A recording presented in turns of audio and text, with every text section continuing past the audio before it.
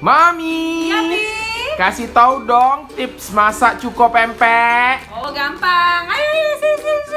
Pilihlah gula batok dengan kualitas yang bagus. Bunda harus lihat warna dari gula batok itu sendiri. Warnanya coklat kehitaman pekat ya.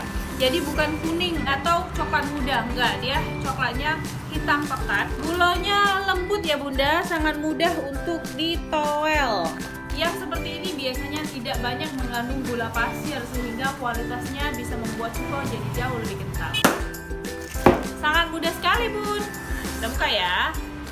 Nah, bisa dilihat ya, sampai dalam dia pekat. Mami kasih tips lagi ya.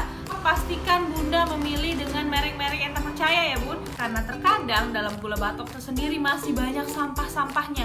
Kadang ada batu, kadang ada arang yang membuat gula itu menjadi pahit. Kenapa sih Mami pakainya jeruk bukan asam jawa? Jeruk bisa membuat rasa cuko menjadi lebih segar dan awet serta tahan lama di suhu ruang.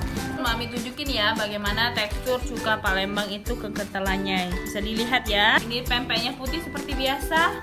Nah, kental. Papi, Yummy. ini cuko kental Mami udah jadi. Yang mau coba order pempek premium Mami ya, hanya 12.000 aja ke Jakarta dan Tangerang.